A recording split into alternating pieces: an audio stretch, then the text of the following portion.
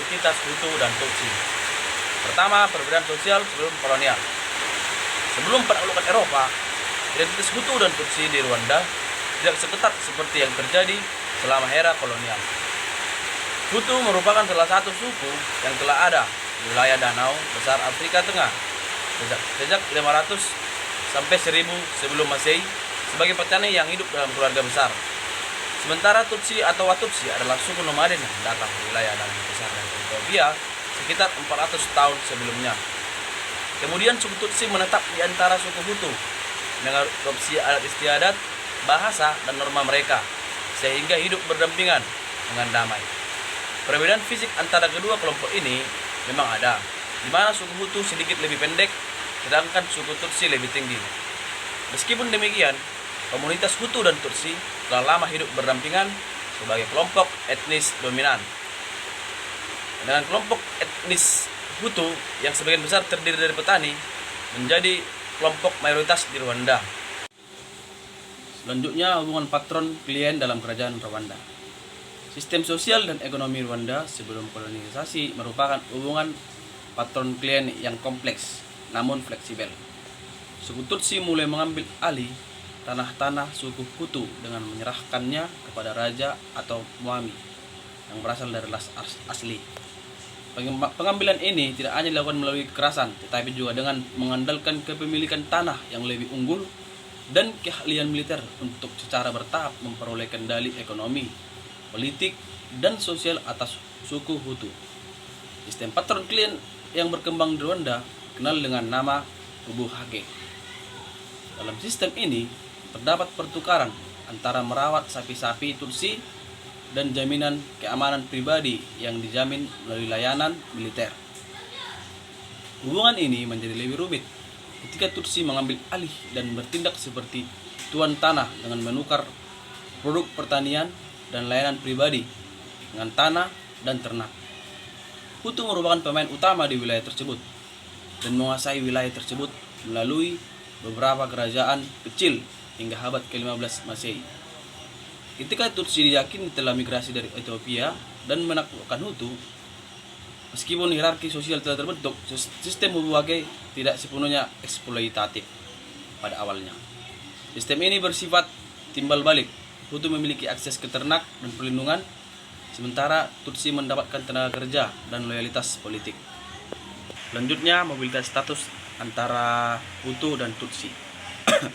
Aspek sosiologis utama dari struktur sosial Rwanda prakolonial ternyata adalah fleksibilitas identitas yang memfasilitasi mobilitas status di antara kelompok-kelompok. Seorang pria Hutu biasanya cenderung menikahi seorang wanita Tutsi sebagai istrinya untuk meningkatkan garis keturunan keluarga, dan anak-anak mereka akan menjadi Tutsi sehingga masa depan mereka bisa lebih baik. Perkawinan campuran ini menunjukkan bahwa identitas Tutsi dan Hutu tidak bersifat tetap dan didasarkan pada kategori biologi ras atau etnis.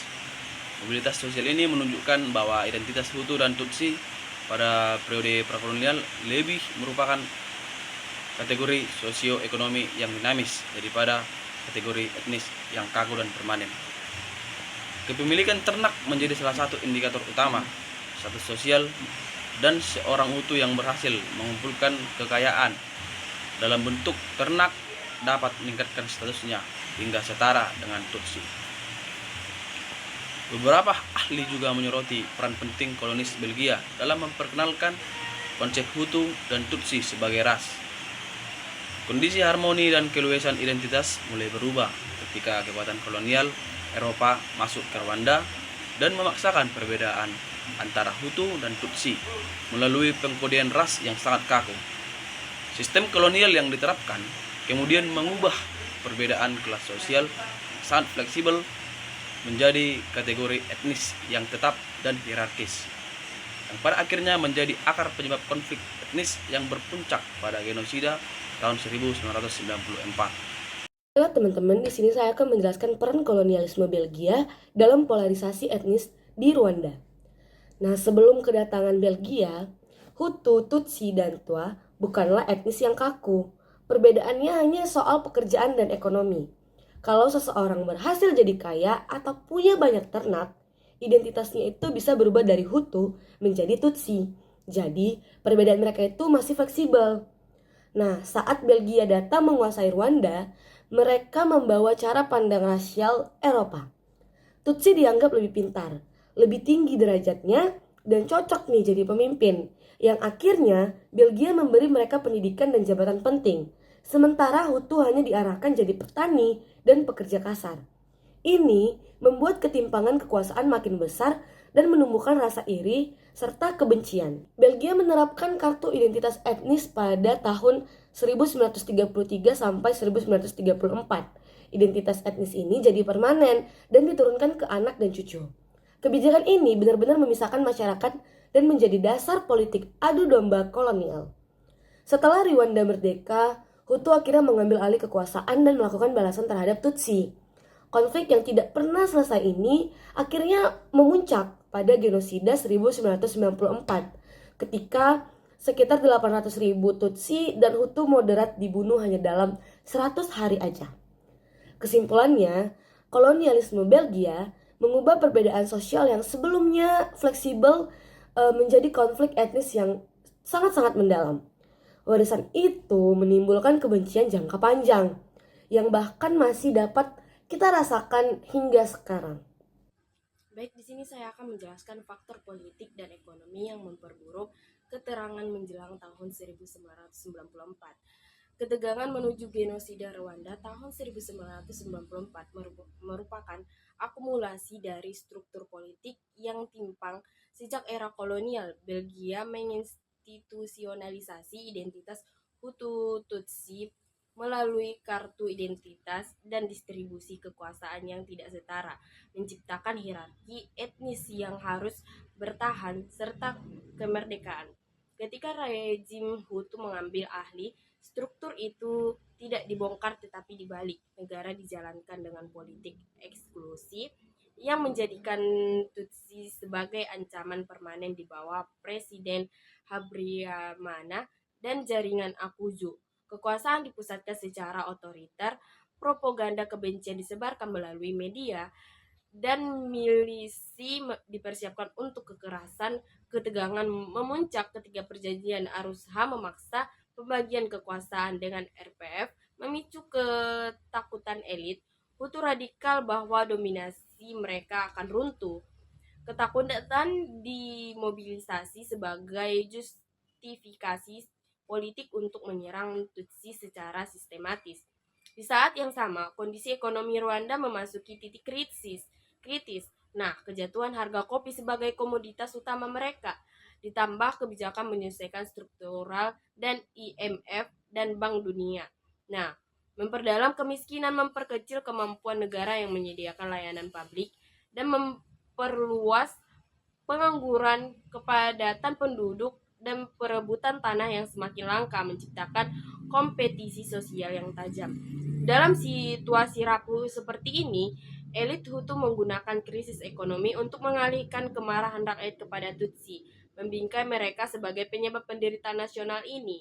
Nah, kombinasi institusi politik yang diskriminatif, mobilitas identitas oleh elit terancam, serta krisis ekonomi yang melemah masyarakat menciptakan kondisi ideal. Kekerasan massal genosida tahun 1994 bukanlah ledakan tiba-tiba, tetapi juga puncak dari proses panjang yang interaktif dan destruktif antara kekuasaan identitas dan kemiskinan struktural. Baik, untuk materi terakhir itu, genosida Rwanda 1994 menyebabkan kerusakan besar pada struktur sosial masyarakat. Pembantaian massal memisahkan keluarga, menciptakan anak yatim, dan mengubah sistem dukungan sosial. Banyak komunitas kehilangan tokoh adat dan kepala keluarga, sehingga pola interaksi sosial berubah. Trauma psikologi menjadi warisan berat yang mempengaruhi kesehatan mental dan kemampuan sosial penyintas. Perempuan banyak mengambil peran sebagai kepala rumah tangga, sementara remaja menjadi pengasuh adik-adik mereka. Kekerasan dalam rumah tangga meningkat karena trauma dan stres ekonomi. Upaya rekonsiliasi seperti gacha courts dan konseling komunitas dilakukan untuk memulihkan hubungan dan struktur sosial. Namun, pemulihan sosial masih terus berlangsung hingga hari ini karena dampak genosida yang bersifat jangka panjang dan mempengaruhi beberapa generasi. Dari dampak tersebut, kita mengetahui bahwa terdapat dampak psikologis yang sangat besar bagi para masyarakat di Rwanda. Dengan dampak tersebut menyebabkan keterbelakangan pemikiran dan kejiwaan mereka. Tentunya dampak tersebut haruslah diantisipasi dengan adanya peran pemerintah untuk memperbaiki negara. Hingga saat ini, negara Rwanda menjadi negara terkaya di Afrika seperti Singapura di Asia Tenggara. Baik, terima kasih dari saya.